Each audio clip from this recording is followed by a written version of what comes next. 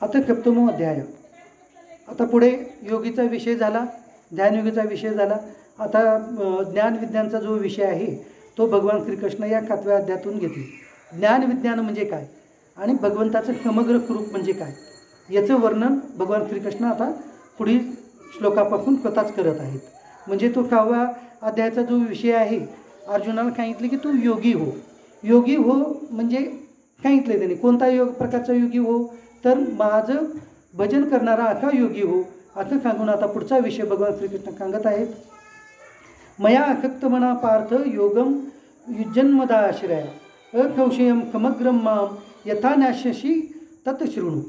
श्री भगवान म्हणतात की हे पार्था, अनन्य प्रेमाने मन माझ्या ठिकाणी आसक्त करून तसेच अनन्य भावाने माझा आश्रय घेऊन योगयुक्त होऊन तू ज्या योगे संपूर्ण विभूती शक्ती ऐश्वर्यादी गुणांनी युक्त सर्वांचा आत्मा असणाऱ्या मला निसंशयपणे जाणशील ते ऐक. आता भगवान श्रीकृष्ण या श्लोकामध्ये आता काय सांगत आहेत, माझ्या समग्र स्वरूपाला तू जाणून घे असं सांगत आहेत. आणि समग्र स्वरूपाला जो जाणून घेतो तो जो भक्त आहे त्याला भगवंतांनी म्हटलेलं आहे अनन्य भक्त. अनन्य भक्त म्हणजे काय, जो की समग्र स्वरूपाला जाणून घेतो. बरं, आता समग्र स्वरूप म्हणजे काय समजायचं आपण, तर हे पहा, आपल्याला पहिल्यांदा काय पाहिलं की सर्व या ब्रह्मांडातील जितके काही भूतमात्रा आहेत त्या सर्व भूतमात्राच्या ठिकाणी एकाच भगवंताचा अंश वसत आहे. हे प्रथम दृष्टी आपण ज्ञान करून घ्यायची आणि तोच भगवंताचा अंश आपल्या म्हणाल्या जाणाऱ्या शरीरामध्ये पण आहे. याला काय म्हणतात विज्ञान. आणि सर्व ब्रह्मांडामधील सर्व भूतमात्रामध्ये एकच भगवंत आहे याला काय म्हणतात ज्ञान. आणि त्याच भगवंताचा अंश आपल्या शरीरामध्ये आहे आणि सगळ्यांच्या शरीरामध्ये आहे याला विज्ञान म्हणतात. हे ज्ञान विज्ञान झालं. त्याच्यानंतर भगवंताचं खगुण साकार स्वरूप. भगवंताचं खगुण साकार स्वरूप कोणतं, हे जे अर्जुन भक्त होते म्हणून त्यांना भगवंताचं स्वरूप म्हणता येत नाही आहे. तर भगवान श्रीकृष्ण अवतार शरीर आणि भगवान श्रीरामांचं अवतार शरीर हे जे आहेत त्यांना भगवंताचं खगुण साकार स्वरूप म्हणतात. मग त्यांची भक्ती करून आणि ते जे शरीर आहे ते सुद्धा प्रत्यक्ष भगवंताचंच शरीर आहे. म्हणजे प्रत्यक्ष भगवंत विष्णूच त्या शरीराने एक वेगळ्या प्रकारचं आपल्यासारखं पंचमहाभौतिक शरीर दिसण्यासारखं शरीर धारण केले. परंतु ते पंचमहाभौतिक शरीर नाही आहे, तर ते प्रत्यक्ष योगमय शरीर म्हणजेच शुद्ध चैतन्यमय शरीरच आहे हे जाणलं. त्यानंतर आता आपण काय करू लागलो, भगवंताचं समग्र स्वरूप काय आहे हे पाहण्याचा प्रयत्न करत आहोत. भगवंताचं समग्र स्वरूप म्हणजे संपूर्ण स्वरूप. मग हे जे आहे हा म्हणजे सगळे स्वरूपांचं जेव्हा आपल्याला ज्ञान होतं त्याच्यानंतर समग्र स्वरूप कळतं. हे झालं ज्ञान विज्ञान तत्त्व. त्याच्यानंतर झालं खगुण साकार तत्त्व. त्याच्यानंतर येतो खगुण निराकार स्वरूप. खगुण निराकार स्वरूप म्हणजे काय म्हणतो, आपण जे भगवान शिवांची भक्ती करतो, भगवान शिव म्हणून आपण फोटो पाहतो ते भगवान शिव म्हणजे भगवान महादेवांचं स्वरूप. त्याच्यानंतर भगवान विष्णूचं स्वरूप. हे जे स्वरूप आहेत हे दोन्ही स्वरूप म्हणजे भगवंताचे सगुण निराकार स्वरूप आहेत. म्हणजे यांनी हे एक विशिष्ट आकारामध्ये नाही आहे. आपण ते फक्त ऋषी महात्म्याने कल्पून त्या स्वरूपाचं त्या प्रकारचं चित्र काढलेलं आहे. फक्त भगवंत त्याच आकारात आहे असं नाही आहे. तर भगवंताचा आकार हे आपण त्या आकार ते आपण कल्पूच शकत नाही. म्हणून त्याला काय केलेलं आहे, सगुण निराकार म्हटलेलं आहे. की भगवान शिवाच्या आणि भगवान विष्णूच्या आकाराला काय म्हटलेलं आहे, सगुण निराकार. म्हणजे सगुण तर आहेत, गुणांतर आहेत. म्हणजे आपण त्यांना गुणांना जाणून घेऊ शकतो, त्यांची भक्ती करून त्यांना प्राप्त करून घेऊ शकतो. परंतु आकारामध्ये एक नाहीत, ते निराकार आहेत. निराकार आहेत म्हणून तेच भगवान शिव आहेत आणि तेच भगवान विष्णू आहेत. लक्षात आलं. भगवान स्वतः निराकार असल्यामुळे दोन्हीही तेच आहेत. त्याच्यानंतर आहे निर्गुण निराकार स्वरूप. निर्गुण निराकार स्वरूप म्हणजे काय, हे पूर्ण ब्रह्मांड आहे. हे ब्रह्मांड ज्याच्यामध्ये बसलेलं आहे ते आकाशामध्ये आहे. आणि हे आकाश महाभूत ज्या भगवंतामध्ये आहे त्या भगवंतालाच निर्गुण निराकार परमात्मा असं म्हणतात. मग हे जे 4 स्वरूप आहेत याला पूर्णपणे जाणून घेऊन त्या भगवंताची भक्ती करणं याला समग्र स्वरूपाची भक्ती आहे. आणि आता त्या समग्र स्वरूपाचं तू ज्ञान ऐक आणि ते जे आहे ते तू प्राप्त करून घे असं भगवान श्रीकृष्ण सांगत आहेत. ज्ञानम ते अहम ख विज्ञानम इदम वक्ष्यामि अशेष्यता यज्ञात्वा नेह भूयो अन्यत ज्ञातव्यम अवशिष्यते. मी तुला विज्ञानाचं तत्त्वज्ञान संपूर्ण सांगेन, जे जाणले असता या जगात पुन्हा दुसरे काहीही जाणायचे शिल्लक राहत नाहीत. आता सांगितल्याप्रमाणे मी तुला आता ज्ञानही सांगेन आणि विज्ञानही सांगेन, जे की जाणल्यानंतर तुला या ब्रह्मांडामध्ये दुसरं काही जाणण्यासारखं शिल्लकच राहणार नाही, असं भगवंत सांगत आहे. मनुष्यानाम सहस्रेषु कच्चित यतती सिद्ध हे यत्तामापि सिद्धानाम कच्चिन्माम वेती तत्वता.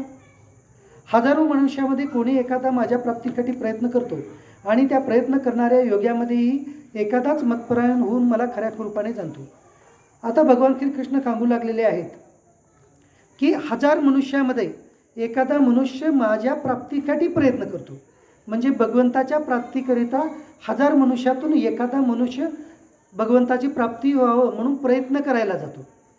मग अशा जे प्रयत्न करणारे जे मनुष्य आहेत, असे ते 1000 मनुष्य, असे त्या 1000 मनुष्यातून म्हणजे प्रयत्न करणारे 1000 मनुष्यातून एखादाच मला प्राप्त होतो, मग तोच मला खऱ्या कृपाने प्राप्त होतो. अशा या ज्या महात्म्याला योगी असं भगवंतांनी म्हटलेलं आहे.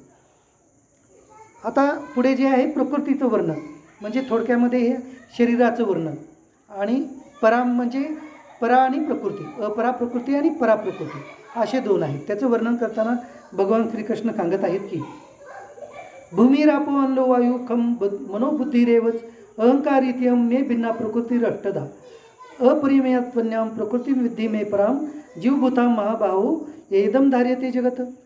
पृथ्वी पाणी म्हणजे आप, पृथ्वी पाणी अग्नी वायू आकाश मन बुद्धी आणि अहंकार अशी ही 8 प्रकारात विभागलेली माझी प्रकृती आहे. ही 8 प्रकारची भेद असणारी माझी अपरा म्हणजे अचेतन प्रकृती आहे. आणि हे महाभाऊ, हिच्याहून दुसरी जिच्या जोगी सर्व जग धारण केले जाते ती माझी जीवरूपा परा म्हणजे सचेतन प्रकृती समज. आत्तापर्यंत आपण जाणत आलेलो आहोत, दुसऱ्या अध्यायातून पाहत आलेलो आहोत, ह्या ब्रह्मांडामध्ये जी सर्व मनुष्याची शरीरे आहेत आणि सर्व भूतमात्रांची शरीरे आहेत, म्हणजे प्राण्यांची वनस्पतीची, हे सर्व जे आहेत एकाच भगवंतापासून निर्माण झालेली आहेत हे पाहिलं. मग आता या श्लोकामध्ये भगवंतानी त्याला पराप्रकृती आणि अपराप्रकृती असे नाव दिलेलं आहे. त्यालाच अष्टदा प्रकृती पण म्हणलेलं आहे. आता अष्टदा प्रकृती म्हणजे काय? पृथ्वी आप तेज वायू आकाश हे पंचमहाभूत आहेत.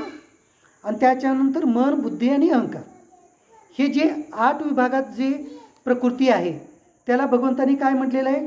अपराप्रकृती म्हणजे अचेतन प्रकृती असं ह्याला म्हटलेलं आहे. म्हणजे ह्या 8पासूनच आता हे अष्टदा प्रकृती जी आहे या अष्टदा प्रकृतीपासूनच ह्या आपल्या सर्वांची शरीरे बनलेली आहेत. हे सर्वांची जे शरीर आहेत ह्या 8 प्रकृतीपासूनच अष्टदा प्रकृतीपासूनच बनलेले आहेत. म्हणजे आपल्या जे शरीर म्हणतो आपण, माझं शरीर म्हणून जे आपण आता म्हणत आहोत, त्याच्यामध्ये काय आहे? हे पंचमहाभूताचे घटक आणि नंतर मन बुद्धी आणि अहंकार हे 3. ते बाक नको, त्याच्यानं आवाज येत नाही, कमी करून टाकते. तर असे हे 8 घटक म्हणजे कोणते? पृथ्वी आप तेज वायू आकाश पंचमहाभूत आणि मन बुद्धी आणि अहंकार ह्या 8 जणांना मिळूनच पूर्ण शरीर बनलेलं आहे. याच्याशिवाय दुसरं काहीच नाही आहे. शरीर म्हणजे याच्यापेक्षा वेगळं नाही आहे. तर याला काय म्हटले भगवंतानी? अपराप्रकृती म्हणलेलं आहे. याला म्हणतात भगवंत अपराप्रकृती. आणि त्याच्यानंतर काय आहे? जीवरूपा पराप्रकृती. म्हणजे काय? पराप्रकृती दुसरं काय म्हटले भगवंतानी? ज्याला आपण आत्मा म्हणतो किंवा ज्याला आपण जीवात्मा म्हणतो, जे की हे शरीराचं त्याग करून शरीराचा मृत्यू झाल्यानंतर जो दुसऱ्या शरीरामध्ये आवागमन करण्यासाठी जातो, त्याला जे काय इथं काय म्हणतात त्या श्लोकामध्ये? जीवरूपा पराप्रकृती म्हणतात त्याला. अपराप्रकृती म्हणजे ह्या 8 प्रकृती आणि हे पराप्रकृती म्हणजे काय? तर पराप्रकृती म्हणजे जीवात्मा. तर ही दोन्ही मिळून म्हणजे पराप्रकृती आणि अपराप्रकृती मिळून हे शरीर झालेलं आहे. शरीराचं जे काही वेदांत शास्त्र आहे ते आता या श्लोकामध्ये बघून सांगत आहेत की हे जे शरीर आहे ते पराप्रकृतीपासून आणि अपराप्रकृती ह्या दोन्हीपासून मिळून झालेलं आहे. पराप्रकृती आणि अपराप्रकृती. मग अपराप्रकृती म्हणजे हे शरीर, मन बुद्धी आणि अहंकार हे 8 जणांना, आणि 9 कोण आहे? पराप्रकृती म्हणजे जीवात्मा. याला मिळून हे शरीर झालेलं आहे. शरीराची व्याख्या. मग ह्याच्यामधून जो राहणारा आहे कायमस्वरूपी राहणारा ते म्हणजे पराप्रकृती म्हणजे आत्मा जीवात्मा तो कायमस्वरूपी राहणार आहे जो की आवागमन करतो. आणि हे अपराप्रकृती जी आहे ते इथेच आपण त्याचा त्याग करून जातो या शरीराचा. आणि हे जे पृथ्वी आप तेज वायू आकाश जे महाभूत आहेत ते ह्या शरीराचं प्रत्येक घटक ते ओढून घेतात. आणि मन बुद्धी अहंकार हे सूक्ष्म देह जे आहे तो परत नवीन जन्म घेण्यासाठी तो फिरत राहतो. आता यापुढे ह्या दोन्ही प्रकृतीला जाणायचं कसं हे ते थोडक्यामध्ये सांगत आहेत. यतद्योनी भूतानी सर्वाणी तुपधारया अहम कृत्नश्य जगत प्रभवा प्रलयतता. हे अर्जुना तू अशी समज की हे सर्व भूतमात्र या दोन प्रकृतीपासूनच उत्पन्न झालेले आहेत आणि मी सर्व जगाची उत्पत्ती व प्रलय आहे अर्थात सर्व जगाचे मूळ कारण आहे. आता भगवंतांनी काय सांगितलं की हे सर्व भूतमात्र म्हणजे ह्या सर्व ब्रह्मांडामधील असणारे सर्व प्राणी मात्र ह्या पराप्रकृती आणि अपराप्रकृतीपासूनच निर्माण झाले आहेत हे तू कळून घे. आणि मी मात्र ह्या पराप्रकृतीचा आणि अपराप्रकृतीचा उत्पत्ती आणि प्रलय म्हणजे यांचा निर्माण करताही मी आहे आणि यांचा नाश करताही संहार करताही मीच आहे. म्हणजेच या संपूर्ण ब्रह्मांडाचं कारण मीच आहे हे तू जाणून घे असं म्हणून भगवान श्रीकृष्णाने सांगितलेले. म्हणजे थोडक्यात आता आपल्याला समजण्यासाठी जी आहे एका भगवंतापासूनच हे पराप्रकृती आणि अपराप्रकृती झालेलं आहे. म्हणून भगवंतानी दुसऱ्या अध्यायाच्या 11व्या श्लोकापासून सांगत आलेले आहे की या ब्रह्मांडातील सर्व भूतमात्रामध्ये जो अंश आहे तो माझाचा अंश आहे. त्याचं उलगडा करून या श्लोकामध्ये भगवंतानी सांगितलेलं आहे हे आपण सर्वजण जे आहोत ते पराप्रकृती आणि अपराप्रकृतीचे अंश आहोत. म्हणजे सर्वच भूतमात्र म्हणजेच सर्वांचीच शरीरे जी आहेत ते एकाच पंचमहाभूतातच जाणार आहेत आणि सर्वांचीच आत्मा जे आहेत मोक्षप्राप्तीनंतर एकाच भगवंतामध्ये जाणार आहेत. ह्या श्लोकामध्ये भगवंतानी हेच सांगितलेले. आता यापुढे भगवंत सांगत आहेत की मत परतरम नान्य किच्चिदस्ति धनंजया मयि सर्वमिदं प्रोतम पुत्रे मणिगणा येव. हे धनंजया माझ्याहून निराळे दुसरे कोणतेही परमकारण नाही. हे संपूर्ण जग दोऱ्यात मण्याचे मणी ओवावे तसे माझ्यात ओवलेले आहे. आता भगवान श्रीकृष्ण या श्लोकामध्ये एक उदाहरण देत आहेत. एक दोरी आहे आणि त्या दोरीपासूनच दोऱ्याचेच मण्या केल्या. म्हणजे मोतीची मणी नाही तर दोऱ्याचीच मणी केली आणि दोऱ्याचीच मणी करून त्याच दोरीमध्ये म्हणजे एक मोठं रीळ दोरा आहे आणि त्या रीळ दोऱ्यापासून मणी बनवल्या अगोदर आणि मणी बनवून त्या रीळ दोरीचा आणखी एक मोठं दोरी घेऊन त्या दोरीमध्ये हे मण्या ओवल्या. तरी हे मण्या ओवल्यानंतर ते पूर्ण सर्व मण्या आणि ती दोरी जी ओवलेली आहे ते दोरीशिवाय दुसरं काही आहे का? म्हणजे ते दोरीच आहे. म्हणजे मण्या रूपानं पण दोरीच आहे आणि त्या दोरी रूपानं पण दोरीच आहे. म्हणजे दोऱ्याशिवाय दुसरं काही आहे का? मण्या म्हणून ज्याला आपण म्हणत आहोत दोऱ्यामध्ये ते मण्या फक्त वेगळ्या दिसतात परंतु ते खरं पाहता काय आहे दोरीच आहे. दोरी रूपानं पण दोरीच आहे आणि मणी रूपानं पण दोरीच आहे.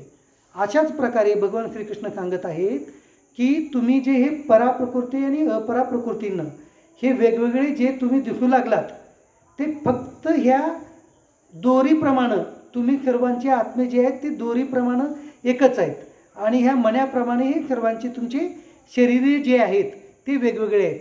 परंतु ही दोरी जी आहे ती माझीच दोरी आहे आणि ते शेवटी माझ्यापर्यंतच आलेली आहे हे तुम्ही जाणा आणि जाणून जे आहे त्या प्रकारे तुम्ही कार्यरत राहा असं म्हणून अर्जुनाला या श्लोकामध्ये ते सांगत आहेत.